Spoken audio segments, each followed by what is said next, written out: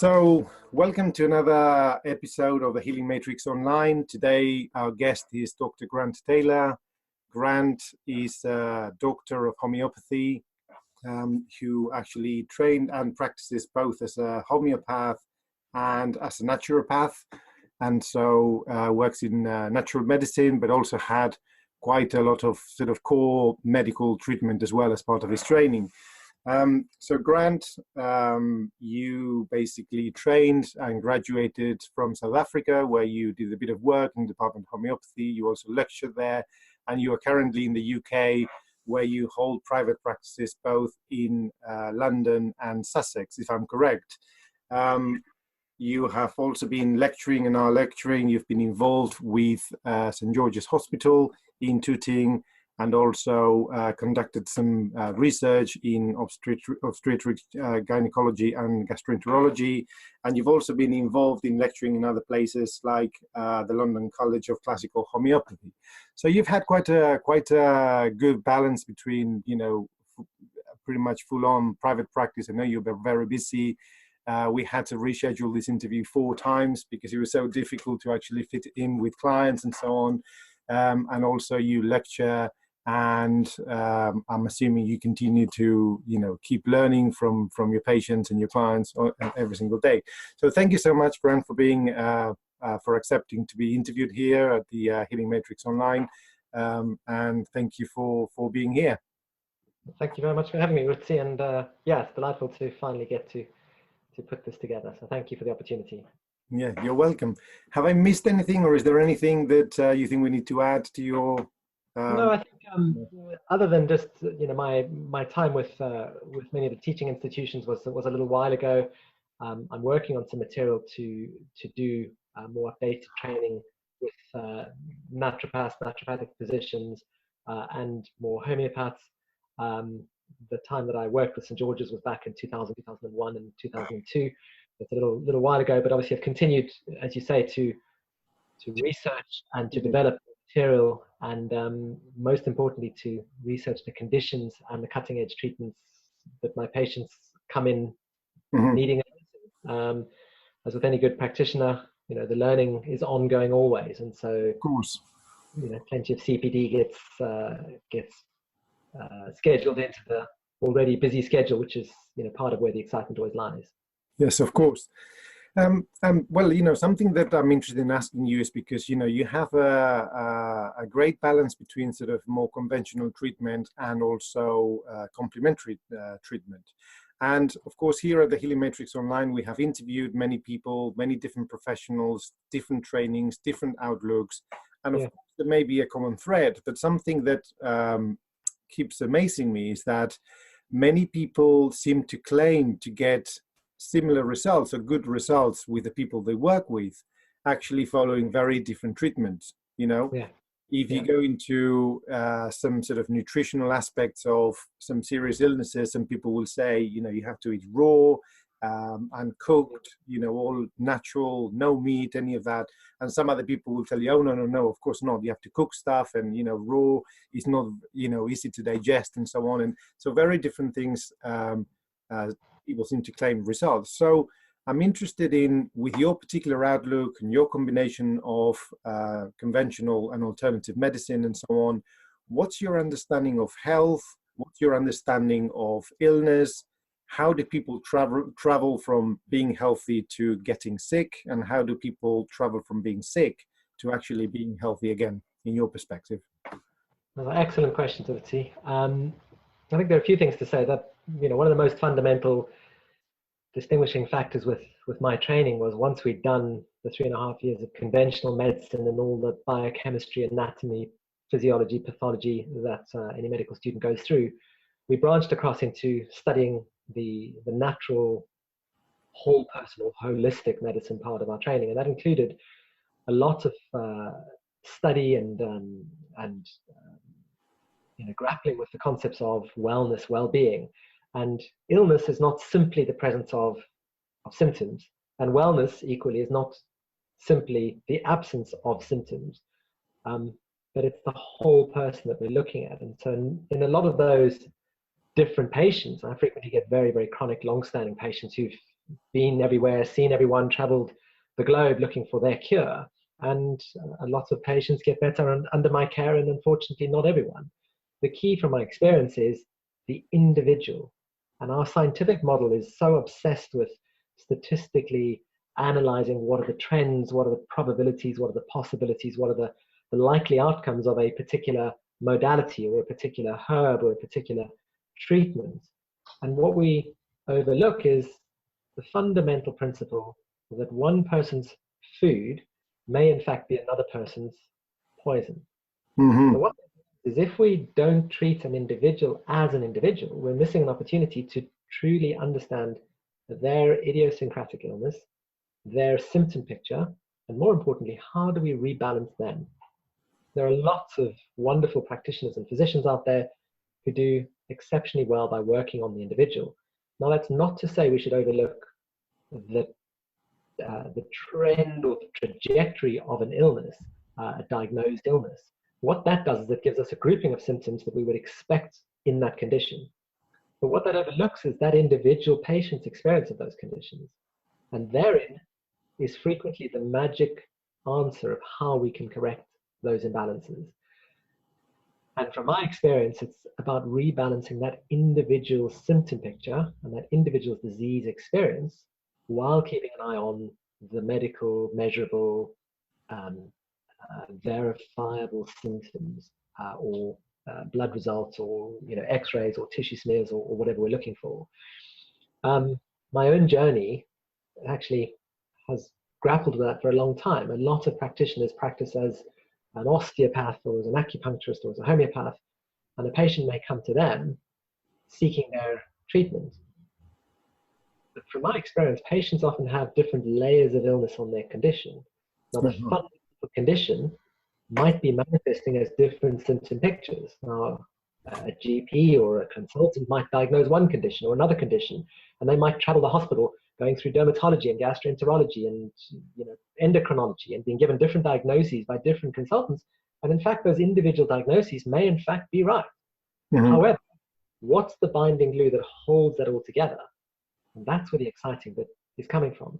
I suspect we are going to find a massive opportunity with the advancements of genetic medicine, because for the first time in a very, very long time, a lot of the researchers and scientists are saying, well, look at this. This is the gene picture for this condition. But within that condition, we have 3 or 4 different genes that could be causing that condition, which means that the condition is not necessarily what we should be chasing. We should be chasing that individual patient's polymorphism or that individual patient's failure of a certain gene to do a certain function. That gives them a symptom picture. Mm-hmm. And there might be a number of genes that can cause that picture. Right. Now, what's exciting in oncology is we're now starting to do that by saying, this patient has a serous carcinoma of the breast, and it doesn't look like these chemotherapeutic agents are going to work. But this new agent may well be, in fact, the answer. Right. If we can start to develop a mindset of an individual patient, the idea of the clinical trial where N equals 1, mm-hmm. and looking at outcomes and qualitative research, I suspect we will start to crack some of the answers to mm-hmm. the conditions that plague our health. Right. So I think if I'm hearing you correctly, we're just beginning to open the door to a more holistic and individualized sort of healing process and the process of becoming ill, in the sense that, again, if my understanding of what you said is correct, is all about balance and how the person relates to not just the food, but also anything else that sustains the person. So the food, the emotions, the spirituality, the social life, the habits, and so on. And correct. Okay, and so as I speak, I'm just noticing how ingrained in our brains the tendency of attributing any healing factors to, or healing properties to things are. So we tend to think, broccoli does that, and onions do that, and exercise does that, and thinking this way does that. But actually, the healing properties don't actually reside in the substance itself, but it's about how it interacts with the individual that makes a difference. Correct. So I have patients that are very reactive to the thiocyanines within broccoli. In other words, that broccoli is highly toxic to those patients. Now, some of those patients are patients who have a problem with their estrogen levels, and the estrogen within their physiology is causing problems. Right. Now, if we think in a conventional, medical system, which, the evidence and the research behind medicine gives us such a database of information, but if we're not interpreting that appropriately, we make mistakes. So in that particular situation where someone is hypersensitive to the cyanide properties within broccoli, we may be giving that patient broccoli, which we know has anti-estrogen properties or has estrogen metabolizing properties within it. But in fact, our treatment is making that patient worse, making them, toxic, effectively contributing to more disease within the patient. Of course. So understanding that patient's individual needs and understanding that particular substance, broccoli or a particular herb or a particular drug or chemical or acupuncture meridian, gives us an opportunity to treat them at a higher level. And you've touched on a brilliant point. Unfortunately, the more we study downwardly, we specialize in a particular area. So someone becomes a homeopath who deals with chronic fatigue, or someone becomes a naturopath with a specialization in Lyme disease or arthritis. Journey's taken me the opposite way. I study just as hard, if not harder, but I've actually pinned on more modalities to become broader based. So when that patient comes to me, I am not just pulling out my homeopathic toolkit or my medical herbalist toolkit. I'm thinking as a broad-based practitioner, what are the areas that this patient needs support on?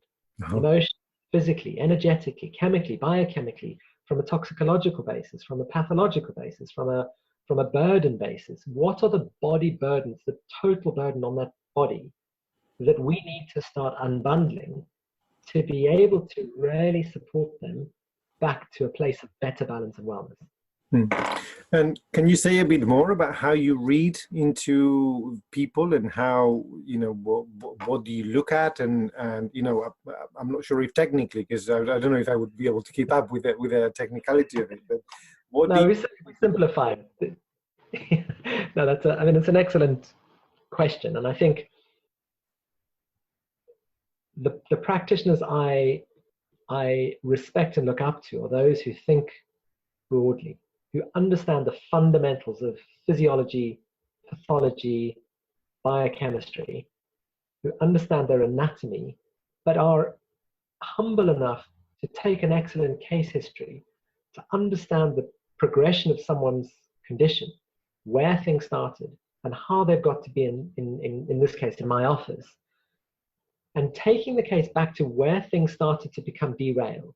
That for me is of critical importance. And it's amazing how many patients we've managed to cure by just going back to when things started to unwind. And that tells you a lot about their condition. Using the case history and then using the idiosyncratic, in other words, the individual symptom picture, is critically important, because that gives us an understanding of their responsiveness. So simple stuff. Someone comes in with a whole range of conditions. They're chronically fatigued, but they also have headaches, and they also have sore eyes, and a very reactive red aggressive skin, and a bloated belly. So we can start to break all of those systems down into, when does the belly bloat? What's the pattern? What makes the belly feel better or worse? What can you do to relieve yourself of that bloating and that distension? What foods or what time of the year, what conditions contribute negatively or positively? And by building all that information on those different systems, you start to find a thread that runs through those cases. So sorry to interrupt. So you're not looking necessarily, although this may include it, historically where things began to go, how they started to get the way they did, but you seem to be tracking what happens, before the bloating, what happens before the bloating, what happened 24 hours before, what happened 48 hours before, something like that. So you're kind of tracking the patterns. You're looking for patterns, right? Yeah, so you're doing both. The first thing is to understand the case history from the beginning. When did you first start to bloat? Is this something you were born with? Was this something that developed during a trauma or after a particular holiday or an event? and getting a clear understanding of the progression of that disease, what happened, and then what went on. What was the first condition that went wrong? And then. Obviously, there are some situations which might seem innocuous and coincidental. Someone had an accident and fell off their pony, and then. But it's amazing how that initial blow and the trauma that's been developed in the neurological system or in the musculoskeletal system may in fact be part of why that imbalance has started, because the body is in a compensatory pattern. And in some cases, that's not. That pony accident was simply just an accident, and there was a bruise and a broken arm, and life went on. And then everything was well with the world until 10 years later, when they had an event, an episode, and things started to go awry. Once you have a clear history of the progression of this patient's condition, symptoms, patterns, then I break it down into the individual current picture. What is causing and contributing in an aggravatory or an amelioratory way to those symptoms. Right, and then you would be looking at rebalancing all that, because I think that one of the words that sort of stood out for me that you used is imbalance and what caused the imbalance in the first place, and then you would be looking at rebalancing. Hence, somebody who's got too much of something and you give them the broccoli, which gives them even more of that, would actually make them sicker than would heal them, because it's unbalanced further. Correct. You know, it reminds me of the fact that the difference between poison and medicine is the dose. Completely. And this is why I say all the time, one person's food is another person's poison, toxin. And, the difference between medicine and poison is exactly the dose. And in some situations, not only the dose, but the effect one's trying to achieve through that substance. The intention, yes. Correct, the intention. There are some highly toxic substances which I or my colleagues may be prescribing, or some pretty unpleasant treatments that we may be prescribing, or in fact administering. Intention of that is to re-engage a dysfunctional organ or a dysfunctional system, or to re-energize a particular part of the biochemistry or the cellular matrix that's just not functioning optimally. And that may be a short-term rewiring to reconnect the dots in a generic way, rather than speaking in the specific biochemical pathways.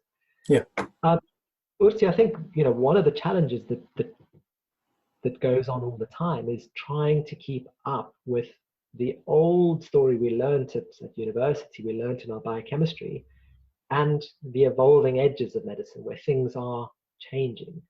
But you're absolutely right. Getting balance back requires us as practitioners and physicians to be present all the time and to be, hardworking and earnest. And I don't think it's as easy with a lot of the chronic conditions our patients are suffering with to paint by numbers. In other words, the protocol of this condition is this.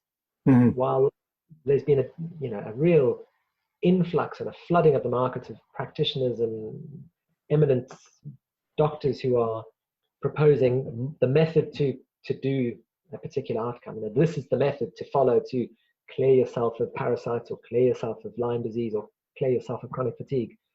From my experience, that may have a fit for certain patients, but it's not going to be a heal-all. And that's where the hard work really begins. Yeah, and I think the difficulty is that those practitioners who are out there who think, broccoli is always good, or this kind of treatment is always good, or any kind of cancer, for example, you basically use radiotherapy, chemotherapy, and surgery, and so on. Those are readily available, and they hardly need any advertising because their consulting rooms are basically full. And those people who are trying to do things slightly differently, either because they can't really advertise the same way or claim to cure anything and so on, then it's more, it's more difficult. You have to work a lot harder to get people to come to you. And yet, from what you're saying, all those people, or many of the people who come to see you, have been under other practitioners before, and sometimes they haven't got results. Sometimes they do. And of course, you can't help everyone either. No, well, exactly. And sadly, that is the case. I hold out for every patient that there is there is a way through this. There is a way to magically rearrange their condition. But there are unfortunately some chronic conditions where, you know, I'm not the right person, or practitioners are not the right person. And I think maintaining the hopefulness of it is the key. Now, you know, from a scientific basis, practitioners such as myself are frequently criticized as being, you know, following a mind play, a placebo. Patients are so desperate to see me, why, you know, they'll get better under my care. And I would contest that and say, well, you know, every patient wants to get better with every practitioner they're seeing. And if you've seen a dozen or 2 dozen or 5 dozen practitioners for the same condition, I suspect the same level of anticipatory hopefulness would be with each practitioner. And I think it's being able to interpret that pattern effectively that distinguishes the successful practitioners with perhaps the less successful practitioners. Of course. It's an interesting. Sorry, go ahead. No, go on. I was going to say, it's always an interesting one, the balance between health and wellness, as you put to me a little while ago. Our decision as practitioners is to decide when our symptoms, or when is a pattern of illness actually a body's attempt to heal that condition.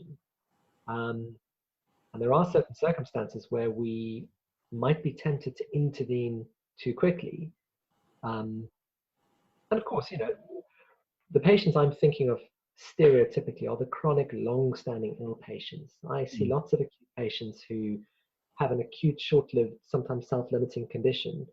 And, you know, of course, we treat those patients.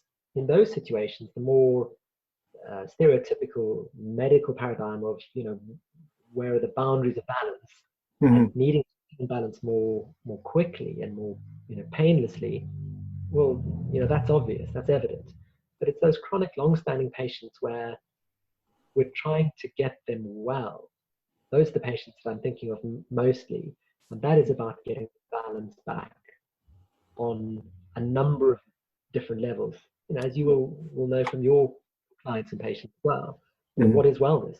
Is it just having a particular mindset, or is it just having a clear skin, or is it having a mindset and a clear skin? Yes, of course, and so that reminds me, you were talking about different levels, different layers of illness that may have been there, and so those chronic patients and long-standing sort of patients may have made many different adjustments to many different things, and then an adjustment may solve some problems, may create others, then which requires another adjustment, and so on. So I'm imagining that those people would have lots of things that you may need to take into stages and do one thing at a time, and would be more of a challenge, of course. Also, when you were sort of giving me the example, when I asked you how you read into people, you were talking about, you know, if somebody's had an accident and the trauma and so on. And so the word trauma made me wonder whether many of the people, well, I guess so, but whether many of the people that you treat actually come with some sort of psychological trauma or some sort of psychological difficulties that may actually result from and also contribute to the illnesses that they come to see you for. I mean, that again is a very good question. And, you know, I'm a minnow. I'm a beginner at this. I've been practicing 20 years, but I would still consider myself a beginner. And I think there is insufficient, from my experience, insufficient pattern to say for certain which way around it is. Frequently there is a trauma. And those traumas I would put on probably 3 levels. There may well be a fundamental trauma, the obvious one that stands out, some form of abuse or some form of grief or loss or inappropriately dealt with emotion. A level would be one, from my experience, that's developed as a consequence or a repercussion of a latter thing. So something that's gone on, perhaps even the illness itself, the fact that these people have not had the results they would expect, or not had the level of care they were hoping for or believed they were deserving of, that may in fact bring about a thought pattern or you know, even a traumatic picture. Now, that would bring in the third level, which is how that relates to something that happened when they were younger. So Right. an example is some patients may not know that they were bullied when they were younger, and in fact at the time may not even come across their radar, but all they were aware of was a certain sense. During their illness experience 20, 30, 40 years later, they might encounter some circumstances which would make them reflect back on what's gone on, and for them to go, ah, that was part of this, and I never realized, I never associated those two things together. Mm-hmm. And as you would be better placed to explain from a psychological basis, some of these situations may in fact be true. Some of them may just be calling foul after the game. Mm-hmm. It's impossible to know, and that's where the journey with is, is Well, important. Being able to discern, in other words, to differentiate: is this truly driving the illness, or is this just an interesting finding that's something we talk about and then let go and get on with the rest of the work that's more fitting? but I think from that perspective, maybe I wouldn't make a difference between. I understand what you mean, but I wouldn't make a difference between the symptoms who are actually there attempting to heal or not. I think, from my mind, I think all of the symptoms are attempting to heal. They are healing symptoms. If they are not an attempt of the body or the mind to heal itself in itself, they may be pointing out that something needs to be dealt with. So they are calling for attention to say, a bit like the flashlight on your sort of when you're driving, and it tells you, hello, I need some petrol or something. So it may be a sign that something needs to be done. So somebody who's been bullied and doesn't know that has been bullied, but is definitely and very clearly suffering from all the adjustments that they've made in their life psychologically and physically, and how they've been somatizing, maybe saying that it may be high time for them to begin to address those symptoms now.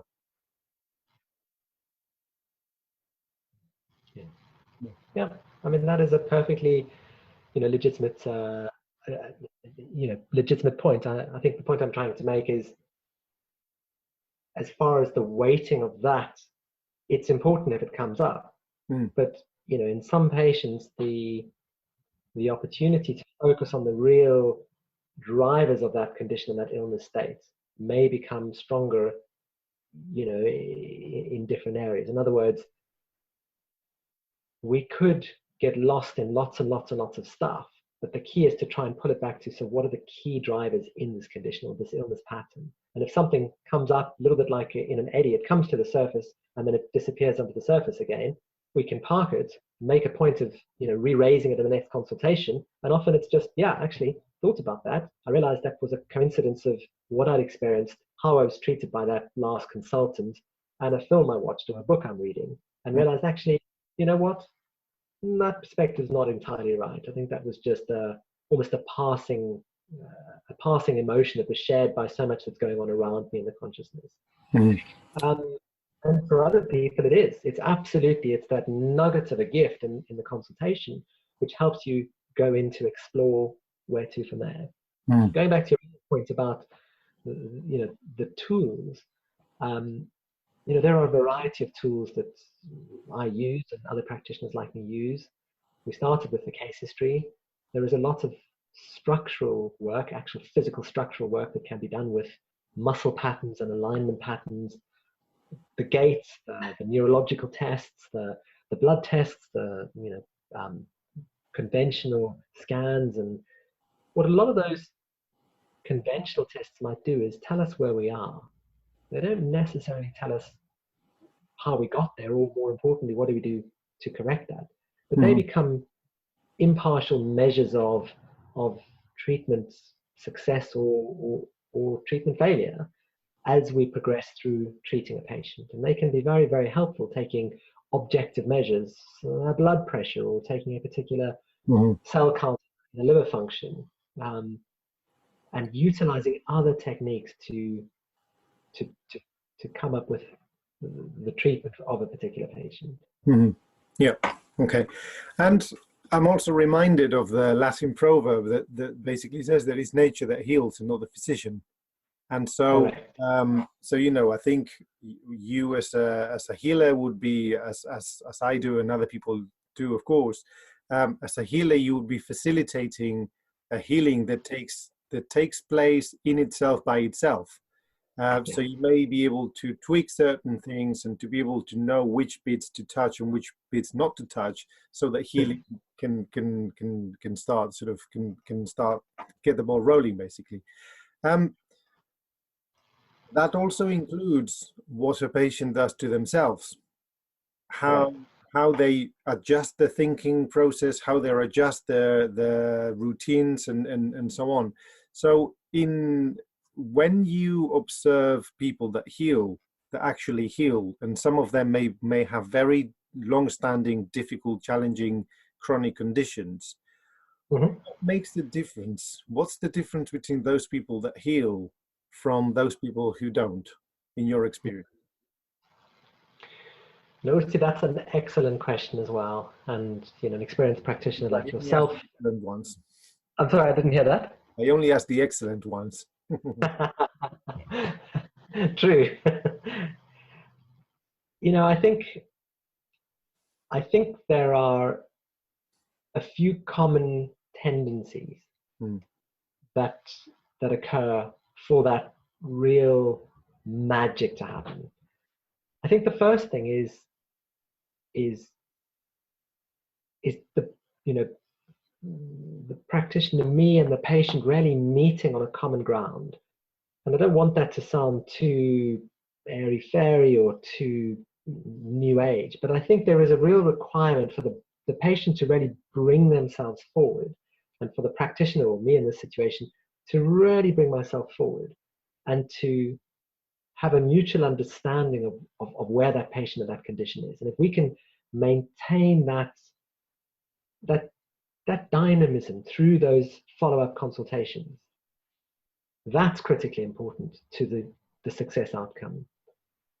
I think having patients who are on board with what may be required in their journey, they may have to give up food or habits or pastimes that they absolutely adore. It might be giving up certain foods that they've always believed are good for them that actually are not good for them. They may be required to undertake certain protocols of treatment, doing certain, following certain timings of taking a treatment, or of undergoing a certain fasting process. Mm. And having that patient being ready and willing to go through that process completely is a differentiator. I don't believe that every patient needs to believe in it. I don't, in the old days, I used to think, well, if the patient doesn't believe, it's not going to work. I've seen a number of skeptical patients who are complete antis, and they get just as well as the patients who are complete advocates, complete disciples of a particular modality or a particular practitioner. And equally, I've seen people who are complete disciples who are brought into the process who, for whatever reason, don't get well. Mm. I do think there is a timing and a sequencing of things.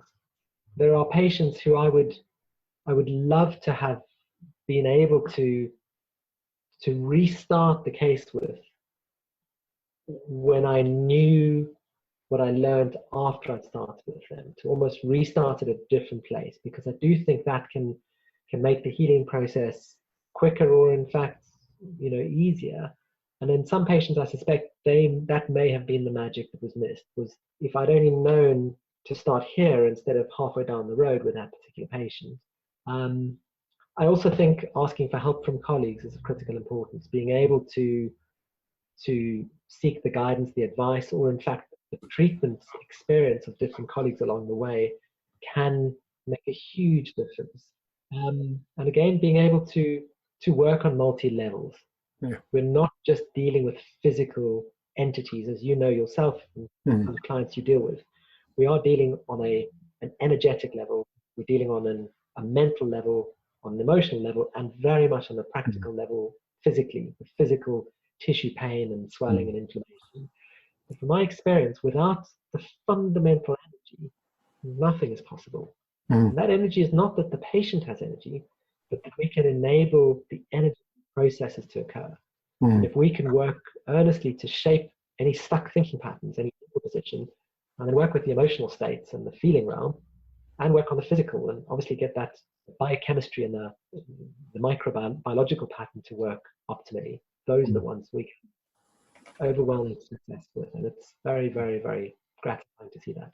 Yeah.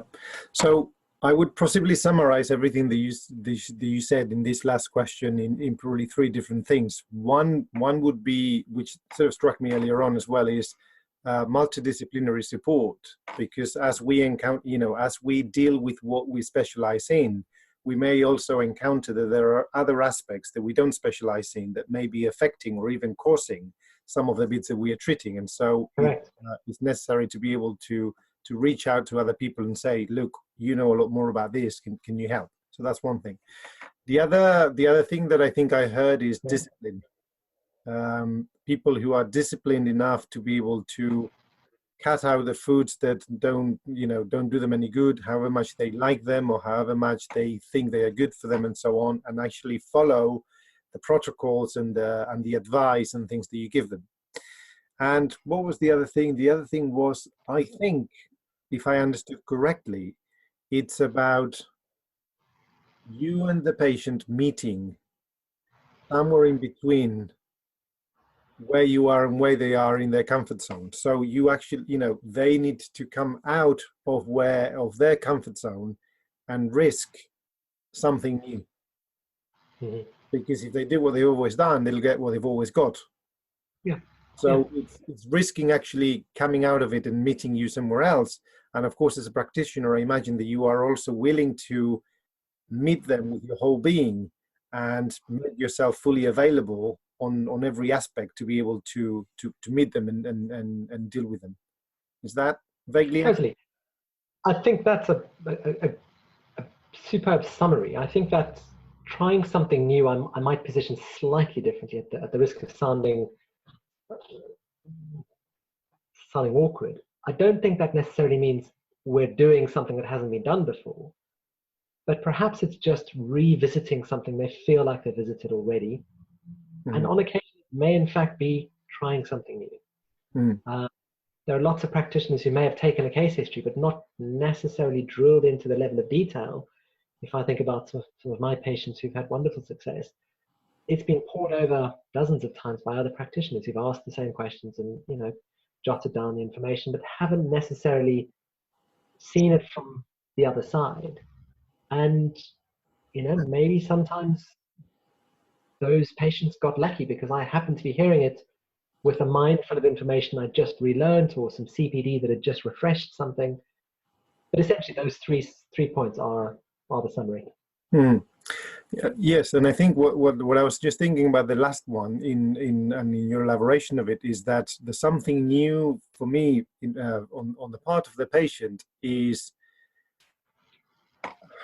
coming out of their comfort zone and their habitual patterns to actually do something different, because what the habits that they have been creating so far, including all the visits to other practitioners and so on, are still causing that which they are coming to see you for. So it's actually coming out of it enough, which implies a bit of a risk. And from your perspective, also to not just your perspective, from any of us as practitioners, is to be humble enough to get off our high horse and think that because we know the history, because we know our things, because we've got all the preparation that we've done so far to get to see this patient and so on, is to sometimes, however, I think if I heard you correctly, even though you may have pulled out the history 7 different times, is to actually listen to it for the 8th one. Correct. Something new. Yeah. As you really pay attention and listen to it as though it's the first time, because there may be a minute detail that you missed the 7 times before. Exactly. If I think about so many patients doing that, going through it again, saying, look, I paid attention, I pulled your notes out half a dozen times in between the last consultation and now, but there's something that just isn't correct. Can we go over this again? This event or this illness or that treatment, or in fact this history? And that is frequently where we just get the right nuggets of information that redirects how we address something. And that can make a very significant difference. And on occasion, I think that may reduce the treatment process, or in fact, provide us with a better prognosis moving forward, by introducing a slightly different angle on things. Yeah. Okay. Thank you. And there's one that's the wholeness. That wholeness again, which I guess it's alluded to all the time by practitioners who practice in the complementary and alternative world, whole person, and yet I'm often saddened by how many patients will come and see me who've seen a holistic practitioner, and they're getting a very one-dimensional approach. Yeah. And yeah, that's the meeting from the practitioner side, as you say, off the high horse and really trying to think broadly, not just I'm a really good single strain practitioner. But also to look at it in an unbiased way, in the sense that when you are able to look at something anew and afresh as a child would, without that sort of conditioning that we have, because we already, when we have a look at something, we already say this is important, this isn't, and we filter things out really quickly. And it's only when you become fully present and you look at something as a child does, that you get in touch with the wonder, you get in touch with the miracle of even a flower. Yeah.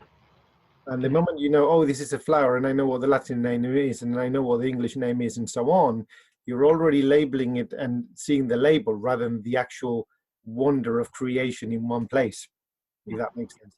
So that kind of spirit, I mean, going humbly with a spirit of inquiry and learning, and maybe even finding out that all of the treatment that you've been doing for the last 6 months was actually not right because you didn't see something. Yeah. So it requires a lot. It requires a lot of sort of humbleness and yeah. So my deepest respect to you for that. Thank you.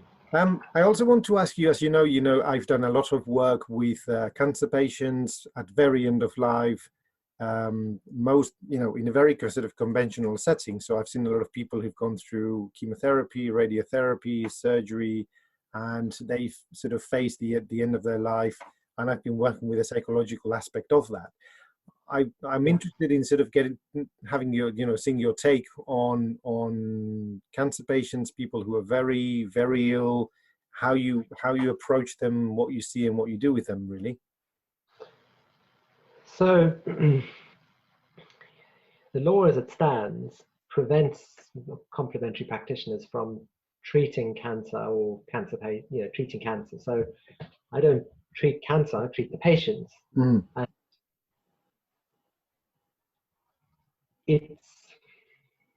cancer can, as you well know, come in a whole range of different forms and types, and some are very transient, some are non-malignant, some are malignant, some are obviously final stage. The more typical work you've been doing most recently is on occasion the sort of patient I see. Someone who's been given a very poor prognosis. They have an intractable form of cancer that has been defined as uncurable. Mm-hmm. Also have patients who maybe have benign cancers that are problematic, troublesome, a little worrying, but as yet not causing any real threat or fear of a reduction in their longevity. My approach is varied quite widely depending on which type of patient I see. Remember, I'm seeing the patient, not the illness, the disease, whether it's a tumor or another form of many other chronic condition. There's still a patient at the end of that that's suffering with this condition. And for me, I'm quite frank with my patients about what it is they're looking to achieve from me. Typically, cancer patients come to me with perhaps one of three typical baskets. Patients who have either had it all done to them or have tried it all and it's not working, and either they're conventional medical team, the allopathic team has said that's it, there's nothing else we can do, or they've called a day on it because the treatment protocols are too invasive or too onerous on them and their bodies. On the other extreme, I've got patients who are trying to do what they've always done. They've never followed conventional medicine for their own purposes, their own reasons, and their own philosophies. So why would they change that now that they've been given a diagnosis of cancer? Yeah. I've got probably the patients who are wanting to do whatever it takes. They'll do whatever it is. They'll take conventional medicine, they'll take natural medicine, they'll take a blend of the two. And I'm very aware that this is an individual journey for each patient. And they're often quite idiosyncratic and often quite contrary pulls on this patient from what the family wants for them and actually what the patient wants for themselves. For a lot of my end-of-life type patients, all they want is to make a particular milestone or enjoy the satisfaction of the garden flowering for one more time, or to make that concert or get to that milestone event. And some patients just want it to be as comfortable for them as is possible. And I mean, there is no hard and fast rule. My approach is to get the patient as balanced as possible. And I've been quite enrolled at how much the body can want to heal in spite of the apparent burden of a particular disease, a particular tumor. In that, all the conventional thinking is aligned that a patient has 3 months to live, no more, maybe 4, 5 months of tops. Some of those patients are living substantially longer than that, to the point that their oncologists are frequently saying, "Why are you still here? This is not, you shouldn't be here." And that's really where the magic can be apparent. It's not a coincidence that under certain treatments, these patients can have a better, longer quality of life as the conventional prognosis would be given. And I accept that some patients just would do that anyway. For me, it's about the journey and having an opportunity to work with patients and to grow my knowledge, and ideally to alter the odds of what seems an inevitability. I think cancer is a multi-systemic, multifactorial condition. It is not just a sequence of one thing or another thing. And I think as long as we continue to approach the treatment of cancer as this is a disease that needs killing, like a bug or a particular pathogen would need a particular chemical agent to address, I think we'll be one step behind it. I think it's a very, very entwined condition of thought patterning, psychological states, emotional states, energetic position, biochemical imbalances, toxic overload, and cellular failure. Of course. And I think that, from my experience, has contributed to better outcomes and better successes. And some of those successes have just been able to support people's journey along the way, to almost be palliative in the approach that we take with them, to help them with their constipation or their, the pain they're suffering from whatever treatment they're going through, or in fact, whatever treatment they've already been through. Does that answer your question? Yes, it does. And it also sort of grows my curiosity around, in your view, what the role of emotions is in the course and the maintenance of the illness. Of illness in general, or of cancer particularly? Cancer, I mean, yes. Because we were talking about cancer, I meant the illness, but I meant cancer, yes. Yeah. I'm no oncologist, and I treat, I run a general family practice. I have a particular interest in endocrine conditions and gastrointestinal conditions, and energetic, anything to do with the energy and sleep. And I have interest in chronic conditions, and cancer is one of those that comes up. One thing that I think is notable, and the reason why I declare that I'm not an oncologist, is I don't think I've seen thousands and thousands and thousands and thousands of cancer patients, but from my observations over the last 20 years, with the exception of industrially induced cancers, i.e. mesothelioma or bladder cancers brought about through asbestos and all that, yes.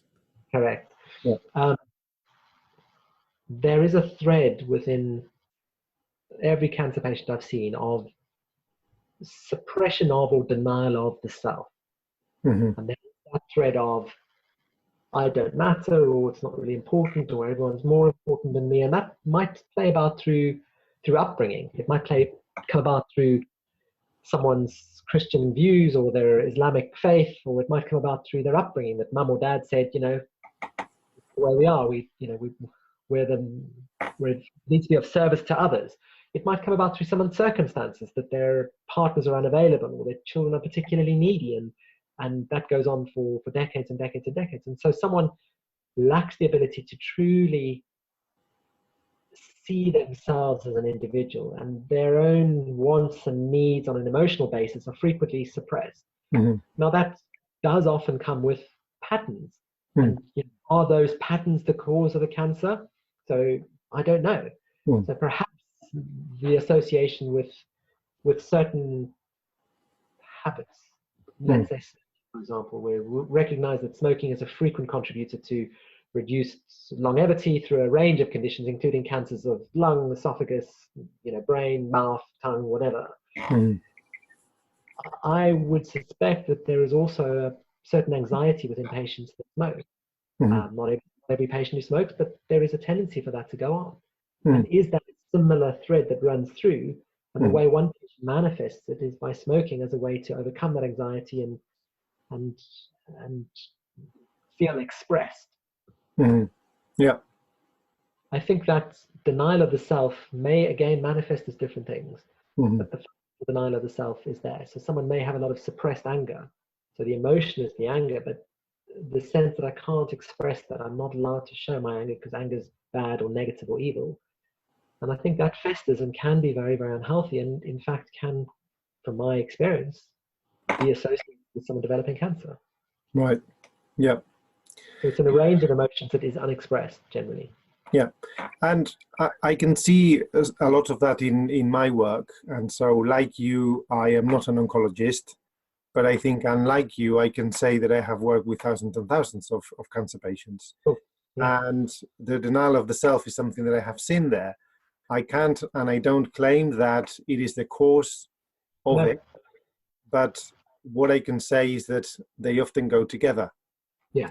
And when the two things go together, then what you can expect is that the next time you see it coming, then they will also go together. And this is why I think it's really important that there is a multidisciplinary sort of collaboration between people like myself and people like yourself, in the sense that if my understanding of what you do is correct, you're trying to work with people's bodies and whole being, of course, but all of the sort of bodily processes to actually support the kind of life that they want to have, or the kind of experience that they want to have, even when time is short. As you say, to some people it is to look at the beauty of a flower once more, and for some other people is to make it to the 90th, and to some other people is to make it to the 60th or whatever is birthday. And again, I've seen that over and over again. People will say, I just want to make it until I'm 90, and then they die on the birthday. Or people say, I want to wait for my daughter to come from Canada, and they die almost on the day or the day after. So there's a lot of that. And of course, sometimes the experience that people need to have is to actually resolve their issues and to actually have conversations with the family members that can be facilitated, which I do a lot of, for people to settle their emotional debts and to say all the things that are not normally said, like, thank you for this, and I'm sorry about that, and I love you, and so on. Because of course, a life where they have pretty much settled all the emotional issues will make the transition a lot cleaner for everyone, for those who go and for those who stay. So it's really important there are people like you who can then support all that sort of stuff and all those experiences, so that people can actually show up and have that experience at the end of their life. So and equally important to have practitioners like you who are astute and observant to see the patterns and the trends, and to be mindful of that, not only with the patients who are at the end of life going through that condition and inevitable coming, but hopefully to also impart a bit of your knowledge, wisdom, and experience with the families and next of kin, to support them to learn from that, so that we don't find ourselves in a similar pitfall moving forward. And that's where the work that you and your colleagues, the work that you do and can do, is so effective at helping us to keep that emotional state and the mental and emotional picture aligned and again in balance. It's the source of a lot of dis-ease, and yet it's frequently shunned because there's no obvious swelling from it. There's no obvious fever that derives from being out of balance. And yet, from my experience, it's frequently the nidus of the imbalance coming at a later stage. So yeah. So thank you for that. And you know, as you say that, I'm also aware that we've been going on for a while. So it's probably time to begin to close. And of course, you know, in that sort of acknowledging that in what I was saying to you about how you practice and the importance of people like you is exactly what we are trying to bring here to the Healing Matrix. We are trying to bring interviews with people, with amazing practitioners who actually bring a very particular outlook and who are really willing to engage wholeheartedly with healing and continue to learn and continue to offer that to our listeners. So it's great to have the opportunity to have this conversation with you, Grant, and hear from your experience. And thank you for being generous with that. I don't know whether there's anything else you want to say before we finish, or is there anything else you'd like to say? No, I think it's again, I appreciate you putting the time aside to invite me onto the Healing Matrix. And yeah, I'm a strong advocate and supporter of the work that you do. And yeah, I wish your listeners well. And yeah, look forward to working with you again. Thank you very much. So, Grant, thank you for telling us what you do. And basically, if people want to hear or find out a little bit more about you, they can do it at sussexnaturalhealth.com. I don't know whether you are on social media or where else people can find you. No, sussexnaturalhealth.com, on the phone, on the email, and that's the way I do it. I don't spend a lot of time marketing and advertising. I let my patients do that for me through the channels of communication and actual experiential conversations, and let that be the marketing tool that I use rather than campaigns to try and encourage and entice patients my way. Sadly, I think I missed the trick by not being more visible to patients who could do with my services. But I'm very busy as I am, and very grateful for all. Yeah. That's the best marketing. They say a satisfied customer is the best marketing. And of course, we will have this interview on the Healing Matrix online, and also we will be slicing certain bits and putting them on social media, Facebook and LinkedIn and other places, so that people can actually connect with you by going to your website. So thank you very much, Grant. All the best. Thank you, and you too. All the very best, and we'll see you again soon.